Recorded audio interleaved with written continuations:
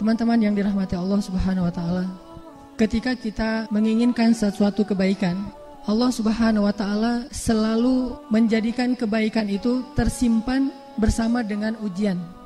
Allah Subhanahu wa taala membuat hukum atau cara di mana setiap kebaikan, setiap kebahagiaan, setiap kesenangan itu Allah simpan di balik ujian. Itu selalu seperti itu.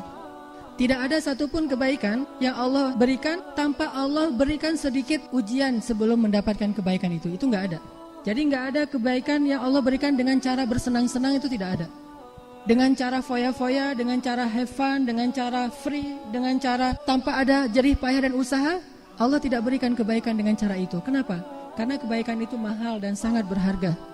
Dan sekaligus Allah juga menginginkan melihat siapa di antara hamba-hambanya yang serius untuk mencari kebaikan, siapa yang hanya berangan-angan.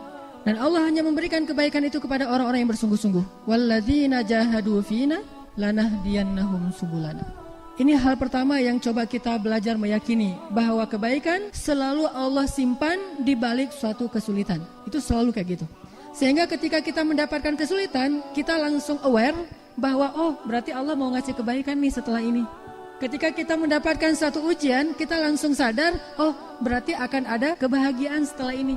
Ketika kita mendapatkan rasa sakit, kita langsung ngeh oh ada rasa bahagia, ada rasa senang setelah ini. Fa inna ma'al usri yusra, inna ma'al usri yusra. Sesungguhnya bersama kesulitan ada kemudahan. Dan Allah juga mengatakan di dalam ayat yang lain, wabasyiris sabirin, sampaikan berita gembira kepada orang-orang yang bersabar di masa-masa yang sulit. Makanya ini sebuah sunnatullah, hukum yang Allah buat dan tidak akan Allah ubah. Kalau kita ada istilahnya hukum alam ya, kalau kita ngelemparin sesuatu yang punya massa gitu, dia pasti akan jatuh ke bumi karena ada gaya gravitasi. Maka kita yakin ketika kita melempari batu, ini batu pasti akan jatuh ke tanah. Gak mungkin batu itu ngapung di tengah udara gitu.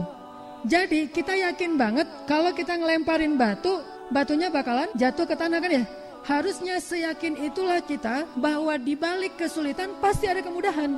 Kenapa? Karena sama-sama sunnatullah. Batu dilempar ke atas jatuh ke bawah itu sunnatullah. Bersama kesulitan ada kemudahan juga sunnatullah. Masalahnya kenapa kita yakinnya berubah? Terhadap batu yang jatuh ke tanah kita yakin banget, terhadap kesulitan di baliknya ada kemudahan, kita agak-agak ragu gitu, agak-agak galau gitu. Itulah yang menjadikan kita gak pernah berani melewati ujian-ujian, gak pernah berani untuk bersabar, gak pernah teguh dalam masalah ataupun rasa sakit. Kenapa? Karena kita masih ragu bahwa di balik rasa sakit, di balik kesulitan ini, sebetulnya pasti Allah janjikan suatu kemudahan dan kebaikan. Makanya para ulama mengatakan gini, seandainya kita faham apa di balik suatu kesulitan, maka kita akan menerima kesulitan itu seperti menerima hadiah. Artinya dia tahu bahwa di balik ujian, di balik kesulitan, di balik kesengsaraan, di balik musibah, selalu ada berita gembira, wabasyiris sabirin. Intinya ketika kita yakin bahwa kesulitan itu pasti akan ada kemudahan di baliknya, kita akan menerima kesulitan itu dengan rasa bahagia. Kita akan merasakan rasa pahit itu, rasa sakit itu dengan perasaan senang, dengan bersyukur malah. Sehingga ada istilah, siapa yang ketika dapat musibah mengatakan Alhamdulillah, maka Allah akan bangunkan untuk dia istana di dalam surga dengan nama Baitul Hamdi, rumah atau istana rasa syukur. Itu kan hadisnya kayak gitu. Ada seorang laki-laki, anak semata wayangnya baru lahir meninggal dunia. Lalu Allah bertanya kepada malaikat, wahai malaikat, siapa yang meninggal? Seorang bayi ya Allah, kata malaikat, dan Allah lebih tahu jawabannya. Kemudian Allah bertanya, apakah itu satu-satunya anak yang dimiliki oleh ayahnya? Kata malaikat, ya Allah, satu-satunya putra ayahnya. Apakah ayahnya sangat mencintainya? Ya Allah, dia sangat mencintai putra ini.